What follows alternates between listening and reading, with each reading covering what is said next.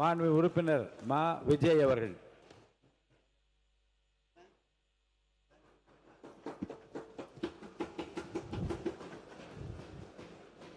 மாண்புமிகு பேரவைத் தலைவர் அவர்களுக்கு வணக்கம்.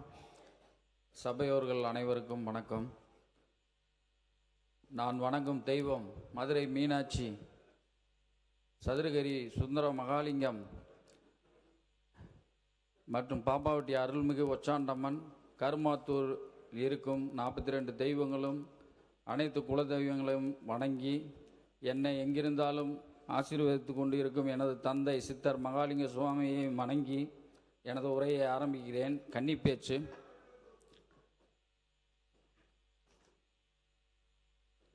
மேலும் கொள்கை தலைவர்கள், தமிழக வெற்றி கழகத்தின் கொள்கை தலைவர்கள் டாக்டர் அம்பேத்கர், தந்தை பெரியார்,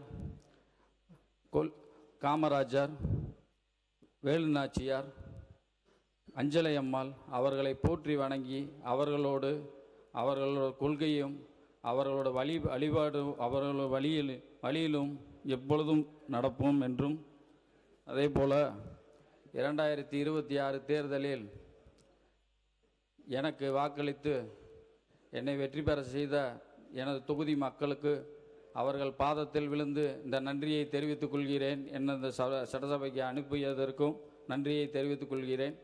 மேலும் என்னோடு துணை நின்று இந்த வெற்றிக்கு வழிவகுத்த எனது தாய் மற்றும் மனைவி குடும்பத்தார்கள் மற்றும் எதையும் பார்த்து கொள்வோம் என்ற மதுரை புறநகர் மேற்கு மாவட்ட தமிழக வெற்றி கழகத்தின் நிர்வாகிகள் அனைவருக்கும், மகளிர் அணி, சார்பு அணி மற்றும் நகர ஒன்றிய பேரூர் கழக நிர்வாகிகள் அனைவருக்கும் எனது நெஞ்சார்ந்த நன்றியையும் தெரிவித்துக் கொள்கிறேன்.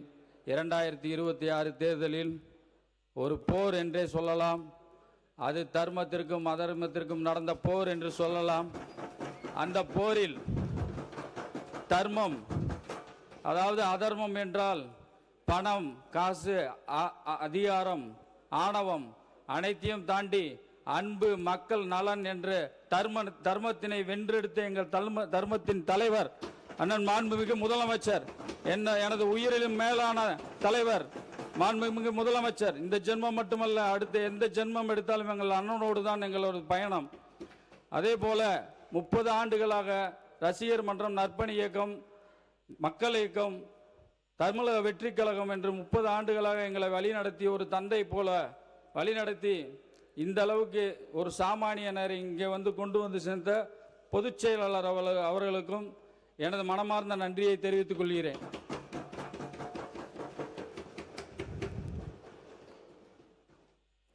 எங்கள் உசிலம்பட்டி பகுதி மக்களின் கோரிக்கையான 58 கால்வாய் பாசனத்திற்கு நிரந்தர அரசாணை வேண்டும். மாவட்ட அரசு தலைமை மருத்துவமனையில் புதிய கட்டட வசதி வேண்டும். தேவையான மருத்துவ வசதி வேண்டும். உசிலம்பட்டி புதிய நகராட்சி கட்டிடம் வேண்டும். முதல்நிலை நகராட்சியாக கொண்டு வர வேண்டும். உசிலம்பட்டி கண்மாய்க்கரை சுற்றுலா தலமாக மாற்ற வேண்டும். உசிலம்பட்டி பகுதியில் மல்லிகைப்பூ நிறைய விவசாயம் செய்கிறார்கள்.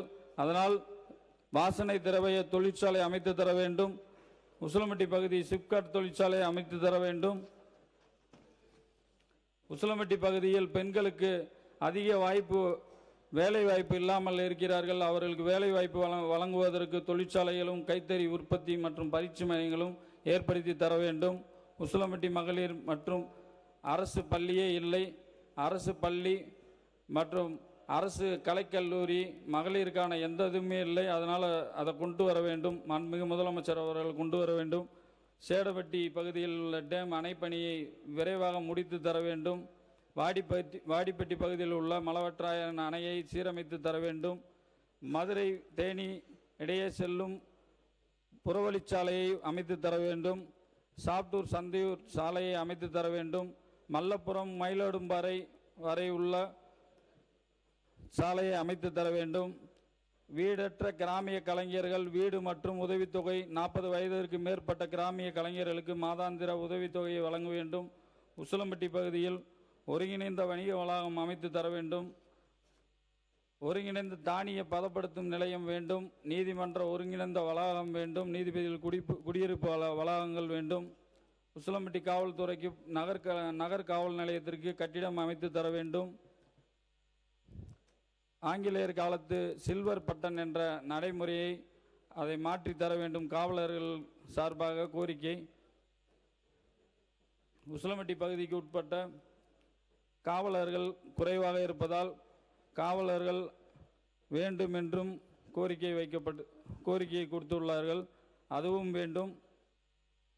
எங்கள் பகுதியில் தாய்மாமன் தங்கமோதிர திட்டம், அண்ணன் சீர்திட்டம் போன்றவற்றை தாய்மாமன் தினம் கொண்டாடும் எங்கள் பகுதியில், தாய்மாமனை முன்னிறுத்தி வரும் எங்கள் பகுதியில் அண்ணன் தொடங்க வேண்டும் என்று எங்கள் பகுதி மக்கள் சார்பாக கோரிக்கையை வைத்துக் கொள்கிறோம். அதே போல வேலை வாய்ப்பு, இளைஞர்களுக்கு வேலை வாய்ப்பு இருக்கிறது. அந்த வேலை வாய்ப்புக்கான பதிவு சிறப்பு வாய்ப்பு ஏற்படுத்தி தர வேண்டும், ரெனியூவல் பண்ணுறதுக்கு.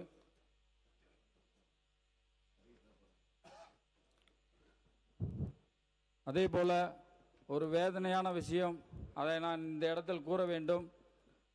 30 ஆண்டு காலமாக தண்ணீரே இல்லாமல் எங்கள் பகுதி மக்கள் மிகவும் வாடிக்கொண்டிருக்கின்றனர். இரு பெரும் ஆளும் அரசுகள் என்று கூறிக்கொண்டு இருக்கும் அவர்கள் தண்ணீரை தராமல் அவர்கள் செய்த சாதனை ஒன்று. எங்கள் மக்களின் வேதனை மட்டும்தான் அவர்கள் செய்த சாதனை. ஏனென்றால் 58 கால்வாயிலிருந்து தண்ணீர் தரவில்லை என்றதை இங்கே கூறிக்கொள்கிறோம். உட்காருங்க உட்காருங்க.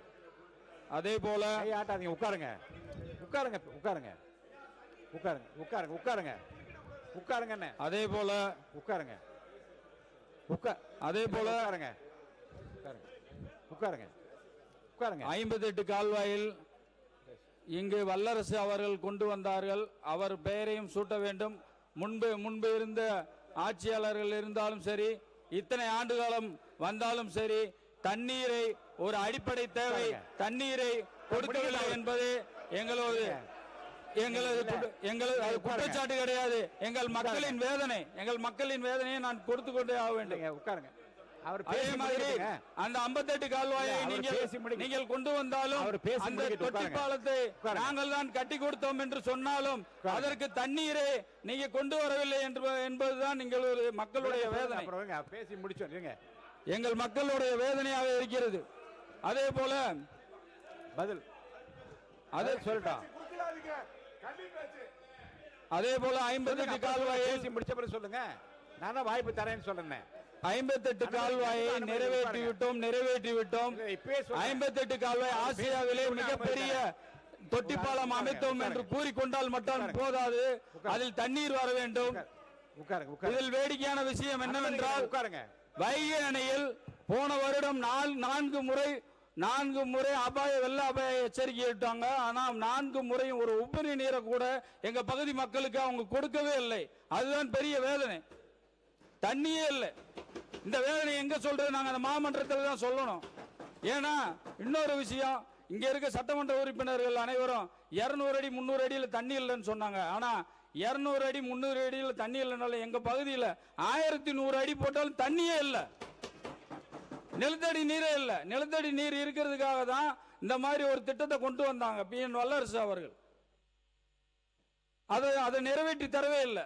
இந்த தண்ணி இல்லாம இங்க மக்கள் ஒரு 5000 ஆரம்பிச்சாங்க.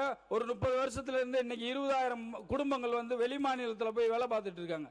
இந்த மக்கள் எல்லாம் வெளி மாநிலத்தில் வேலை பார்க்கறதுக்கு ஒரு அடிப்படை வசதி, ஒரு விவசாயிகள் தண்ணி இல்லாம இருக்காங்கன்றது எங்களோட கோரிக்கை. அது ஒரு பிரதான கோரிக்கை. எங்க மக்கள் ரொம்ப வேதனையான விஷயம். ஒரு விஷயத்தை கூட செஞ்சதில்லை. இன்னொரு விஷயம், நல்ல வேலை தமிழக வெற்றி கழக அரசு இந்த தடவை வந்துருச்சு. இல்லைன்னா எங்கள் பகுதியே இந்த மேப்பிலே காணா போயிருக்கும். உசிலம்பட்டி மேப்பு, அந்த மேப்பில் தமிழ்நாடு மேப்பிலே உசிலம்பட்டி காணா போயிருக்கும். எந்த ஒரு நலத்திட்டையும் செய்ததே இல்லை. ஏன்னா நான் இதை சொல்லிதான் ஆகணும். இதை சொல்லிதான். இது பாதிக்கப்பட்ட ஒருத்தர் நானும் ஒருத்தன் தான். பாதிக்கப்பட்ட மக்கள் நானும் ஒருத்தன் தான். அதனாலதான் நான் சொல்றேன்.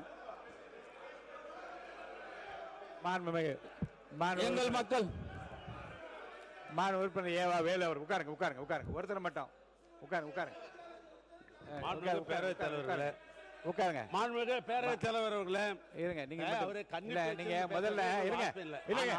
இருங்க நான் சொல்லி- குற்றச்சாட்டை சொல்லிக் கொண்டே இருந்தால் மாண்பு உறுப்பினர் முதல்ல இருங்க உட்காருங்க மாண்பு உறுப்பினர் உட்காருங்க நீங்க உட்காருங்க மாண்பு உறுப்பினர் இருங்க இருங்க உங்களை மட்டும் நான் பேச அனுமதி இவ்வளவு பேர் உங்க பின்னாடி இப்படி நின்னா என்ன நியாயம் யார் கண்ட்ரோல் பண்றது அப்புறம் யார் அவையை கண்ட்ரோல் பண்ண முடியாமோ உட்கார சொல்லுங்க முதல்ல உட்கார சொல்லுங்க மாண்புமிகு பேரவைத் தலைவர்களே உட்காருங்க. என்னுடைய சட்டமன்ற உறுப்பினர் ஐ. செந்தில் இல்லைங்க. குமார் அந்த பகுதியை சார்ந்தவர் அவ்வளவு சொல்லுங்க தண்ணீர் பிரச்சனை பற்றி குறிப்பிடுகிறார். தண்ணீர் பிரச்சனை என்பது எப்பொழுதும் இயற்கையாக வருவதுதான், அது ஆட்சியை வச்செல்லாம் கிடையாது. மழை பெய்யலைனாக்கா எப்போ தண்ணீர் பிரச்சனை வரதான் செய்யும், அதில் ஒன்றும் மாற்று கருத்து இல்லை. அதே போன்று 400 அடி 800 அடி 1200 அடி அப்படின்னு பார்க்கிற பொழுது ஒரே ஊரில் பார்த்தீங்கன்னா ஒரு இடத்துல 400 அடி போர் போடணும், இன்னொரு இடத்துல 800 அடி போடணும், இன்னொரு இடத்துல 1000 அடி போடணும். இது வந்து நேரடியாக ஒரு அரசாங்கத்தின் குற்றச்சாட்டு கூட சொல்ல முடியாது, அது இயற்கை தான்.